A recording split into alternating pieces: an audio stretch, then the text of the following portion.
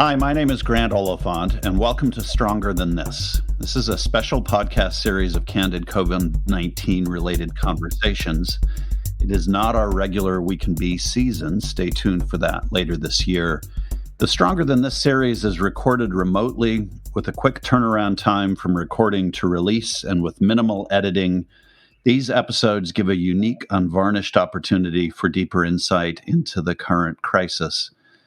You'll hear from those on the front lines of the virus crisis and of other crises as they share firsthand experiences, challenges, victories, and what they see for the long road ahead. Our guest today is Emmy-winning composer, in-demand director, photographer, and respected mentor, Emmai Alaquiva. Emmai is CEO of media production entity Ya Mom's House, which has produced work for clients including Wiz Khalifa, The Roots, Martha Stewart, NBC, and yes, the Heinz Endowments, I'm proud to say. He serves on the Pennsylvania Council on the Arts. He is a dedicated husband and father with an impressive social media presence. His photography is front and center in his ongoing Optic Voices project, which has opened eyes to race, to equity movements, to oppression, homophobia, and xenophobia. Emmai's camera has been working especially hard during these past few months, creating a record of life during COVID-19, as well as the protests that have brought attention to the Black Lives Matter movement, especially in the wake of the killing of George Floyd at the hands of police in Minneapolis. He is a positive force who is using his art and his voice to expose truths, and I am interested in his take on life at this particular moment in time. Emmai, welcome.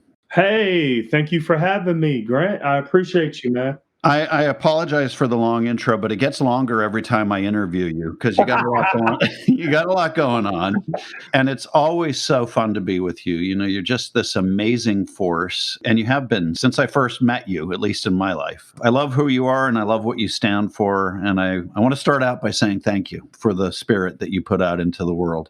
Well, I received that grant. My heart underscores a lot of great organizations and the makeup of a great community in Pittsburgh. So I appreciate what you contribute as well. You and I actually booked this interview before the murder of George Floyd.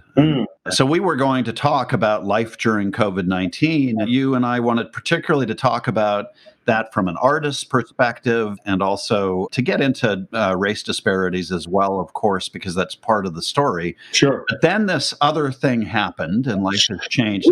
Let's start with you. How are you doing? Grant, I'm not okay. And it's okay to not be okay, right? Sometimes, we get into these fixations that we need to be tough. We need to be, the big men on campus, being strong. But what we need to realize is that we can be strong by being vulnerable. And right now, Grant, I'm vulnerably strong. I'm thankful for my family and the circle that I have around me. But I am not okay with the elements that's going on in America that is sort of trying to shape this new narrative. And I've cried on several occasions in the past couple of weeks, and I'm not scared to say it because you are not human if you are not touched by some of the elements that have been thrown at us, some of the radical particles that have been placed in our lap. If it hasn't been tough to process these radical particles, something is really, truly going on. So I'm not okay, but I am optimistic that we can get through this. And out of everything that's been going on since 1619, for some reason, the blood cells in my body are moving differently with this particular situation. Like this hits different. This is an important notion, and it gets to how we navigate a moment like this. And thank you, by the way, for your vulnerability and your authenticity around this. I think it's a really important statement, and I want to honor that and your truthfulness about how you're feeling. But it's interesting that you also sense that something's different in terms of the response to this particular incident. If you watched the video, you can't unwatch it and you can't stop watching it. And there was something about George Floyd's spirit evaporating Mm-hmm. in 4K resolution. Right. Right.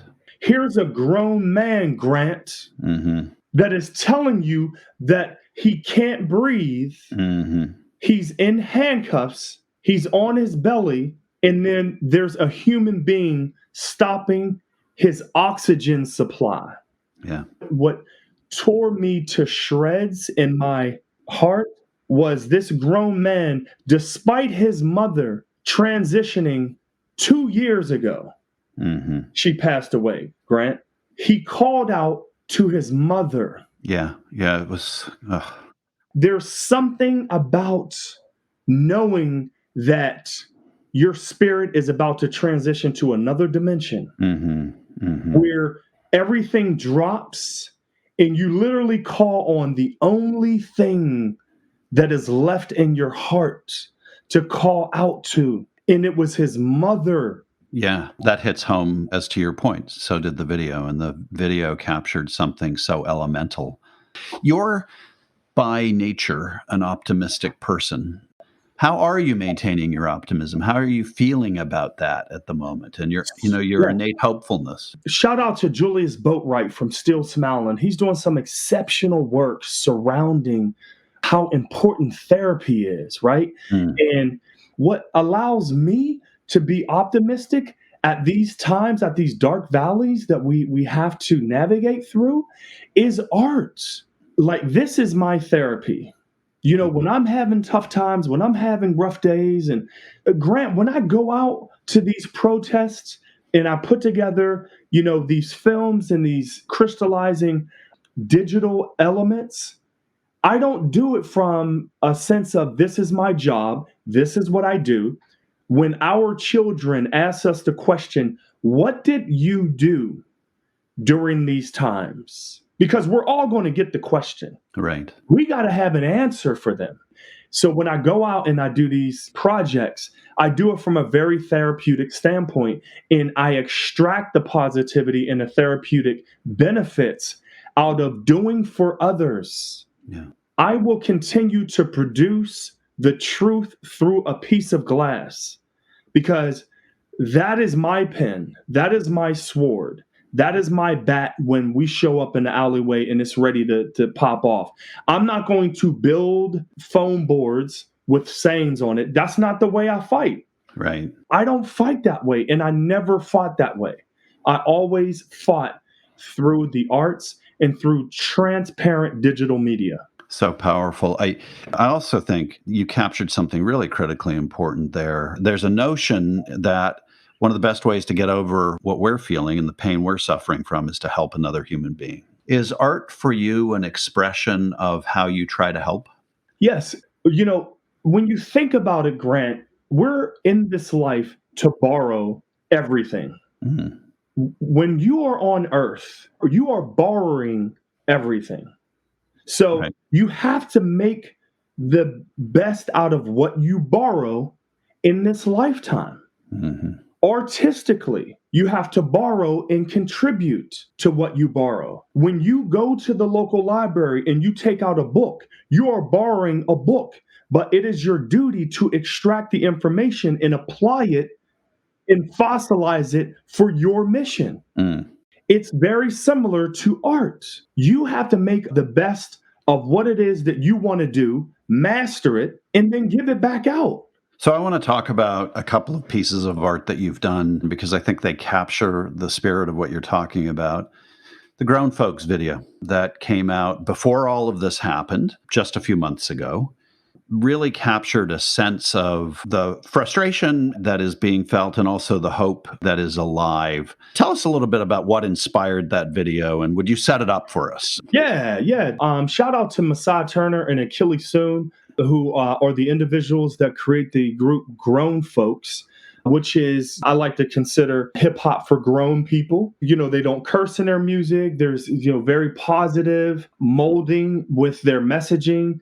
very strategic messaging. They came to me and said, hey, Emmai, we have this song called Grown Folks. We shot with a couple different directors. We love their work. However, we're just not getting kind of what we need. So I said, listen, how about we do something that gives back and that adds to what's going on now? We agreed to going to different locations, and how about we give back? How about we go to Giant Eagles and just pay for somebody's groceries for no reason?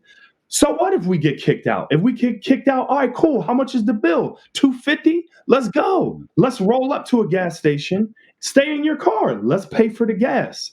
And then let's buy all this food, and then let's donate it to the Light of Life mission down on the north side.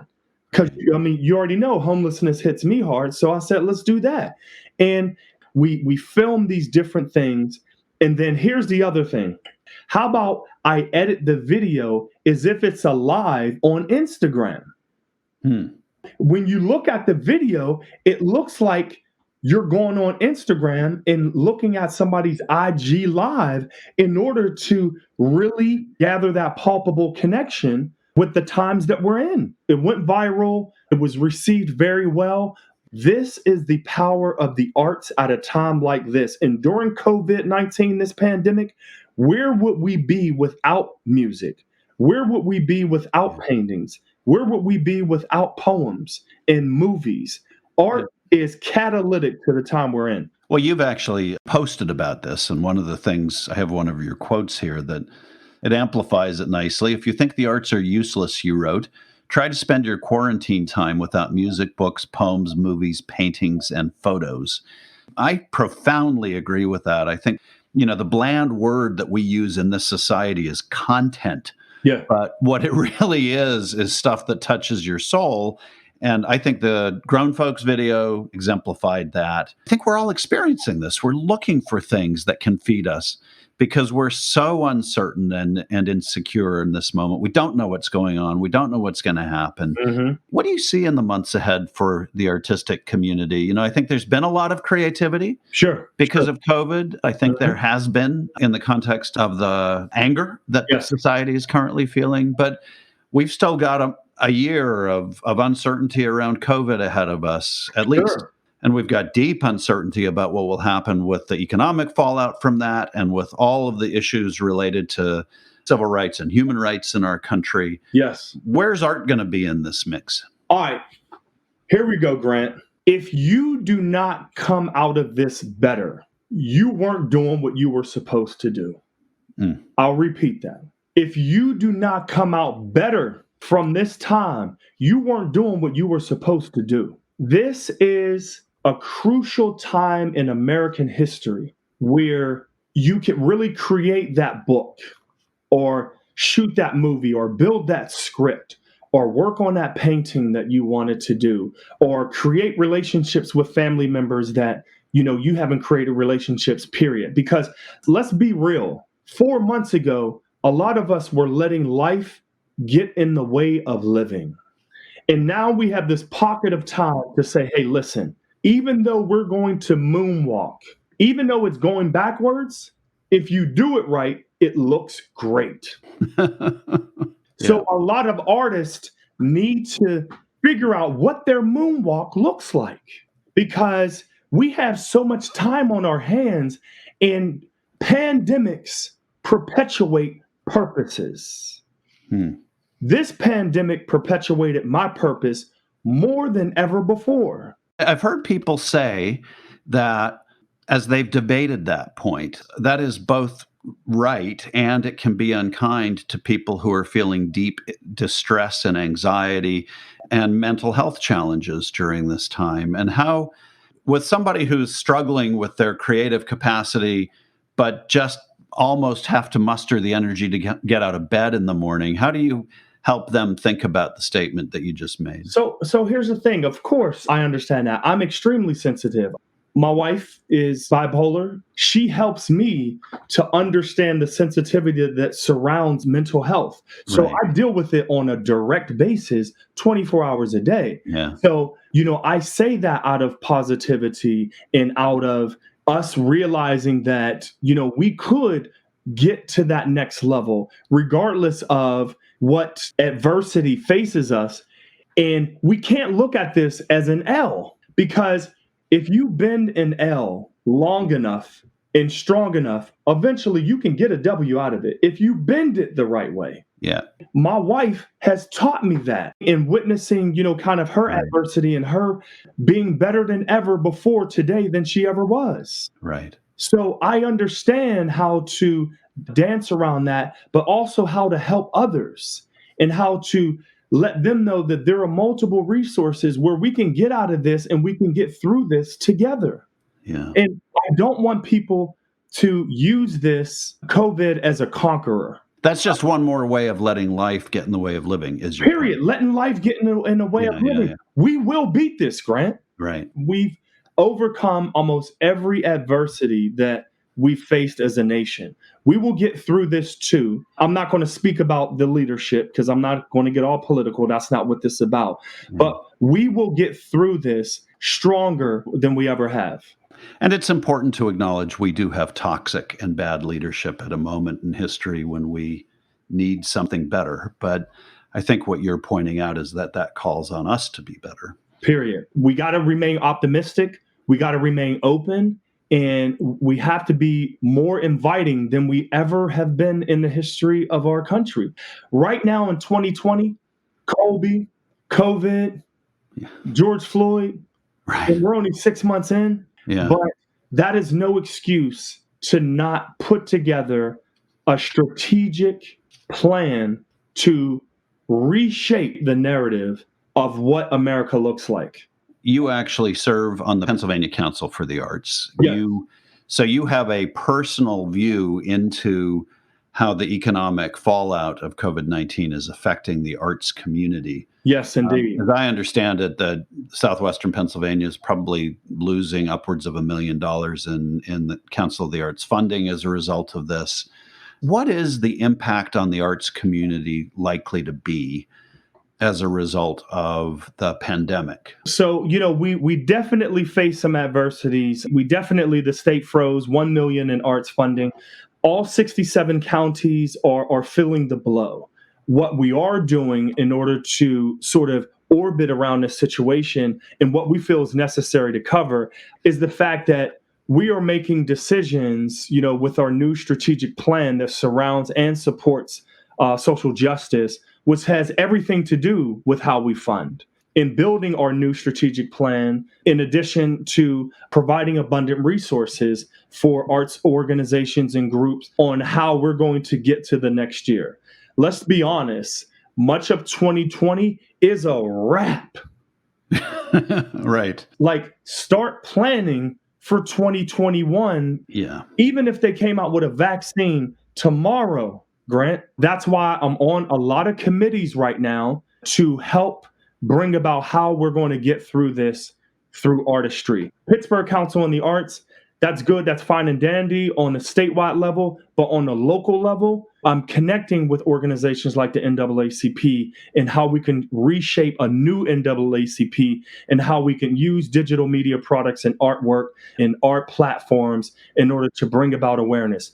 We're doing documentation with One Hood Media in the fact that they are doing a lot of town halls, but also physically, they're getting masks by the thousands and distributing it amongst Western Pennsylvania. That's important to document. With my arts education program, Hip Hop on Lock, even though we're not in schools, how do we reshape and create content that not only could be used in one school, but could be used educational wide? How do we use digital and art products in order to encourage people the importance on voting? And how do we partner with organizations like the Alliance for Police Accountability?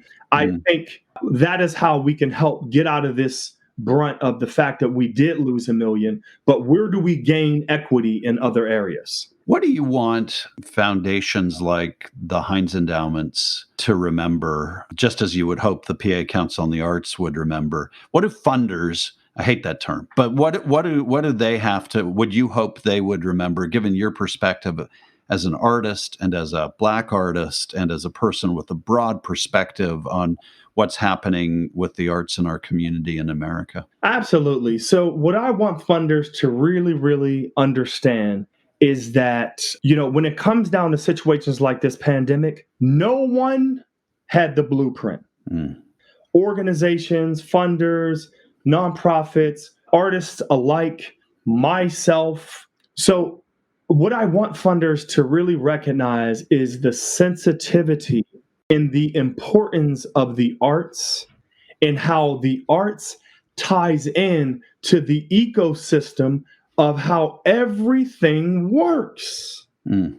You know what I realized, Grant, during this pandemic? We got busier than ever before because individuals started to finally realize how important art was to everything. When you pick up a corporate brochure, there's an artistic equity. When you look at a billboard for, something, selling a product in medical field, there's artistic equity. When people protest, there's artistic equity that even surrounds that with murals that memorialize individuals, with people coming together, with artists that come together to wrap around. Funders need to realize the importance of that. Don't just give out dollars. Funders have to focus on giving out more of a difference with that dollar. Don't just cut a check. I think that that's what's important. And I'm speaking, from, serving on the Pennsylvania Council on the Arts under Governor Tom Wolf.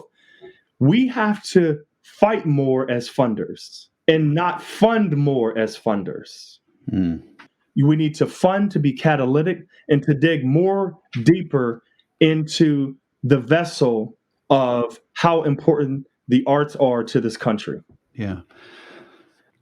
You personally have been one of the most reliable recorders of at least recent history in our community. Thank you. It's such an impressive ability to be able to tell a narrative quickly, succinctly, and in a way that engages a really diverse group of people. And you've done that most recently with this piece that I keep saying we're going to talk about. So let's talk about it. Sure, the Justice for George Floyd video that you've just come out with. Yeah. And in very short order, you give us a sense of the anger, the frustration, the energy, the power of the community that is responding. How did that piece come about, and what does it tell us about the act of creativity at this time? So, how it came about, watching CNN gets a little bit tiresome. It is our duty, it is our responsibility to go out and tell these stories. And while I was watching some of these media outlets, I wasn't getting the story how I knew it was happening. I said, I'm hearing all these pockets of stories.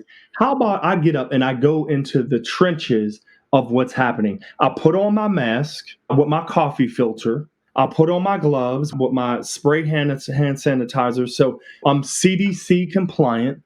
And I went to 3 protests and I began to take photography and really sort of grab these moments. And, when I brought it back and started to look at this footage, I said, okay, how can we tell a story that is epic and that could change the course of what someone thinks about something that's going on? So when I heard these little whispers like, oh, whoever organized the march downtown, oh, they were just breaking, they were just doing all types of stuff. They were just setting cars on fire and they were just being a nuisance. Right. And I was there. Grant, this protest was 2.5, 3 hours deep with peaceful. Thousands of people, thousands. Right. And then I began to edit, but I also began to extract national pieces that could lend to our Pittsburgh narrative. So you hear voices like Tamika Mallory from Until Freedom organization. You hear the governor of New York. I have a half a second piece of George Floyd's brother screaming and hollering at the top of his lungs when he was kneeling down at the memorial. When you watch the end of the video, I actually took the vocals from George Floyd saying, I can't breathe. And I put a reverb at the end of his word, breathe. And you can hear the word breathe carry out. It says, I can't breathe. And it echoes out because from an artistic lens, I want his voice to carry with you.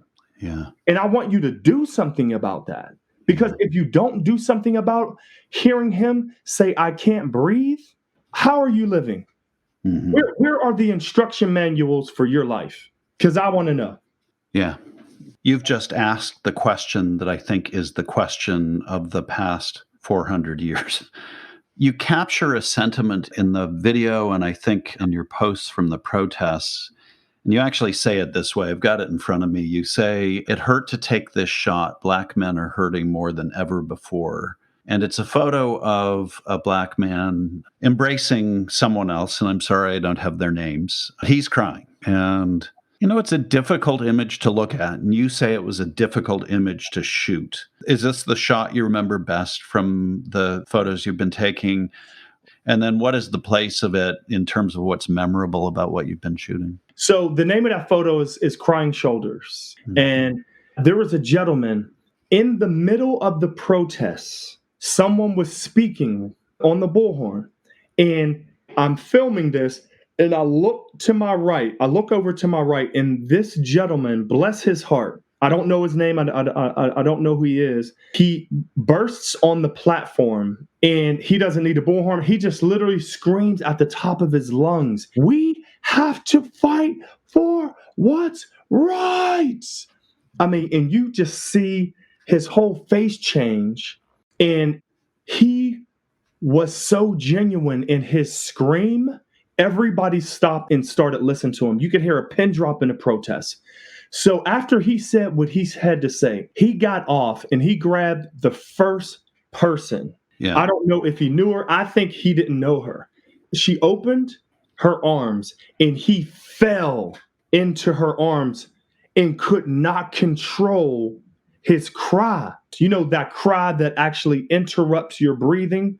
That hurt me. I thought about my daughter when I took that picture because when my daughter sees this or shows this to her daughter, they can look at that photo and actually see the pain. And it wraps up the pain that African-American men, Black men are going through now. And since 1619, Black men have been crying just like that. What would you say to a young Emmai out there? It's loaded. There's so many things that I would say.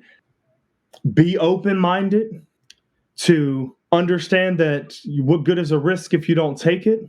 More advice. How do we look at all sides of the coin? A lot of people, they say, oh, there's two sides to every coin. There's not two sides. There's actually three sides. There's the heads, there's the tails, and then there are the small ridges that no one hardly pays attention to. Right. I would also tell myself that mistakes are valuable when you learn from them. And that's something that I realized just growing up as a Black man in America, as a husband, as a father. We're not perfect. As men, we're not perfect. We make mistakes all the time. As a matter of fact, Grant, I think I'll make a few more mistakes because I've learned a whole hell of a lot from my mistakes. It's good advice. And, in many ways, I wish our younger selves had been able to have that advice earlier on and to be understanding of ourselves more. We've covered a lot of ground, and it's only scratching the surface of everything that we should be talking about. Before we wrap up, I just want to ask you, Emmai, is there anything that leaps out at you that we haven't talked about that you really want to say? Use your voice. We need to begin to create more conversations around these uncomfortable subject matters about what's going on, not only in our nation anymore. It's happening around the world. The issues that we are facing in America. You have a responsibility to use your voice and silence is no longer an option. That's beautiful. I profoundly believe that, by the way, and I'm so grateful to you for saying it. I love the fact that you began by putting on the table that you're not okay. I think what that forces us to recognize is how deep the pain is. I hope we still live in a society that cares enough about other human beings that we care about that pain. And the vulnerability that you conveyed, I think, is important for us to remember. We talked a lot in this session about the power of art. You referred to art as your pen, your sword, your vehicle for changing the world, but it's also an act of generosity. And it is the way in which you heal yourself by finding ways to give back to the world through the gift that you have, which is your incredible gift for art. You also challenged artists, and I think all of us who have some creative spark in us, to be working at this time on how not to let life get in the way of living. And I love that phrase, and I love that idea. It's beautiful. Yeah, it's beautiful. And I love the image, by the way, of moonwalking. And even though it may feel like you're walking backward, to turn it into a beautiful thing. You challenged us not to think about the experiences we're having right now as an excuse not to do the work and to check out, because now is a moment, as you said, for us to engage as never before. You said some beautiful things as we spoke about the idea of that phrase, I can't breathe, that you want it to stick with us forever for the rest of our lives. And that if we are hard-hearted around that, then, as you put it, where is the operating manual for our life? And you spoke also about how something feels different for you right now. And for many of us, we all hope that's not a delusion that we're telling ourselves, but that something really is different, where there is a moment where we can fight for what's right. And I think, by the way, for white people, it is very important that we not co-opt the I am not okay language. Yeah. But it is hugely important that we think we're not okay with this any longer. Mm-hmm. We're not going to be okay any longer with what's been going on since 1619. You also ended with advice, and part of that advice is to remember that mistakes are valuable when you learn from them. When you learn from them. We are in the middle of a moment where the country has a huge set of lessons that we have the opportunity to learn. Ooh. We are being given a huge challenge. 2020 is not going to be remembered for a whole lot of good reasons, but we are being given an opportunity to learn. And part of that lesson, as you said, is use your voice.